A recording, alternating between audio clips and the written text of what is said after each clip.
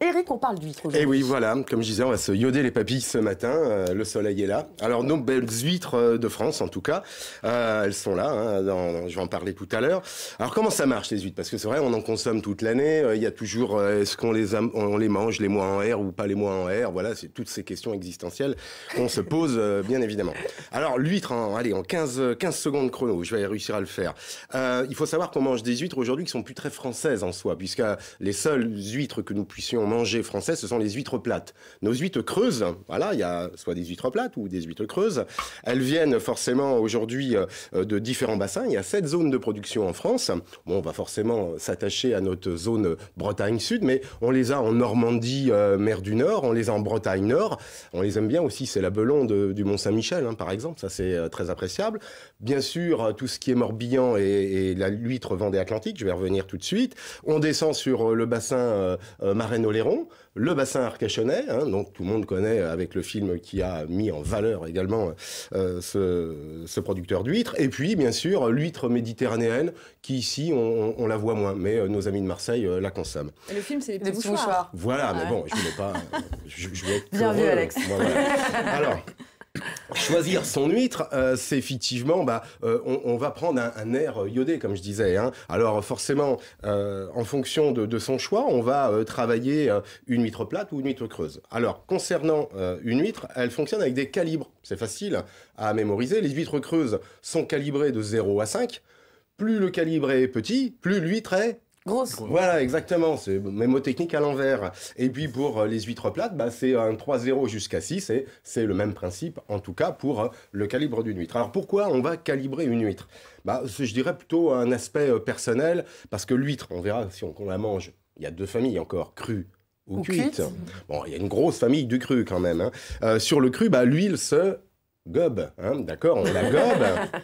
Mais pour des raisons, je dirais, d'hygiène alimentaire, on va mastiquer quand même une huître. Hein. On ne la gobe pas et on ne l'avale pas tout de suite. Hein. On fait une mastication qui est fort utile. Surtout que, on va le voir pour ouvrir une huître dans quelques instants, il y a quand même des précautions à prendre. Mais je dirais c'est vraiment un calibrage pour le plaisir en bouche, hein, puisque forcément, vous avez des huîtres... Le calibrage, en fait, c'est une question de goût. Une question de goût et puis des fois même de dégoût en bouche parce que certains ou certaines vont avoir une huître trop charnue et c'est pas forcément ce qui va plaire.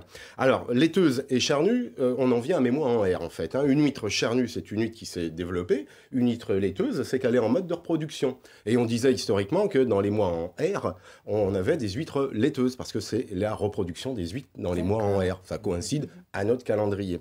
Voilà le repère aussi.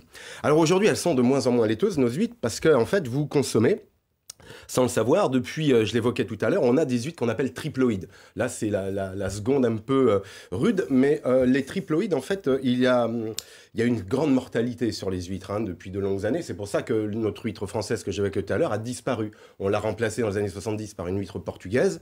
Elle non plus n'a pas résisté aux maladies de l'huître. Et puis maintenant, on a une huître qui a une souche pacifique. Hein, donc, elle vient de là. Donc, c'est fait dans des écloseries. Et en fait, des ingénieurs ont trouvé la bonne idée de créer une huître qu'on appelle triploïde. Vous pouvez demander si vous consommez une huître triploïde ou pas. Quesaco, triploïde. Eh bien, en fait, il y a un chromosome en plus. La nature a fait que l'huître, en fait, a 2 chromosomes, normal.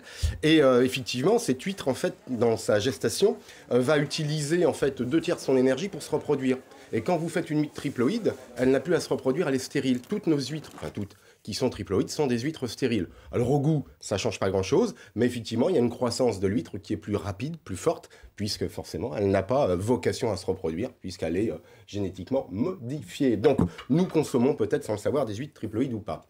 Quand vous allez chez votre commerçant, vous pouvez regarder dans les casiers s'il y avait des petites étiquettes blanches ou vertes. Blanche, c'est que c'est une huître pleine mer. Verte, c'est une huître qui a été affinée dans des clairs. On dit clair, fine clair, supérieur de clair. Vous pouvez avoir des huîtres avec des labels, IGP, label rouge. Et puis depuis quelques années, il y a même une huître AB.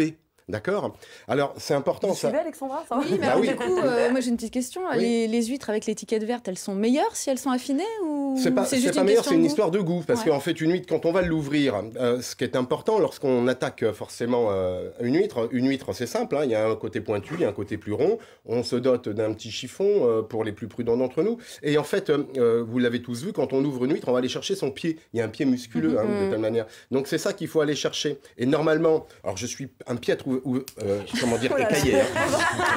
Mais là, c'est du direct live. Hein. Il faut aller chercher. Je vais prendre une autre huître, mais il faut savoir que le record obtenu, c'est 38 huîtres à la minute pour le. Alors, c'est pas gagné. Quand vous allez chercher vos huîtres, quand même, parce que ça, c'est important. On peut les choisir en vrac, comme moi ce matin. Vous pouvez les choisir, bien sûr, également dans des supports petites cagettes. Sur notre littoral, on va trouver également un distributeur, enfin un ostriculteur qui le met en libre service. Oui, c'est ça. Exactement. Il y a des distributeurs maintenant d'huîtres. Bien sûr. Et puis, vous avez avec l'huître Vendée Atlantique, justement, la route de l'huître. Alors, c'est intéressant, comme dans toute logique touristique, d'avoir une démarche un peu agroalimentaire touristique. Et, comment ça se passe pour les distributeurs? Est-ce qu'on voit l'image des distributeurs de... Eh bien, vous mettez vos petits sous, et puis vous tirez la bobinette, et la cagette d'huître... Tout simplement. Voilà, arrive. La fraîcheur est garantie. Alors, quand vous achetez une cagette, ce qui est important, c'est que vous avez toujours un petit repère de date, hein.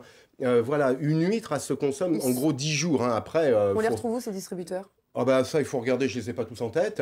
Voilà, sur la côte. On ne joue pas avec sa santé, c'est du vivant. Pour terminer en 2 secondes, alors crue ou cuite, beaucoup de gens les préfèrent bien sûr crue. Cuit, je dis toujours, on peut, pour ceux qui les démarrent, faire une petite tapas. Vous prenez l'huître, vous la roulez dans un petit jambon, un petit bacon, vous poêlez, ça fait des petits tapas pour l'apéro. C'est peut-être une initiation à ceux qui veulent découvrir l'huître d'une autre manière que finalement ce gobage que j'évoquais. Merci. Voilà. En tout cas, on vous laisse les ouvrir parce que moi je vais essayer de les ouvrir proprement en off. Pendant le tourisme, pendant notre petite balade. Je vais montrer qu'il faut être prudent, mais j'y arrive quand même.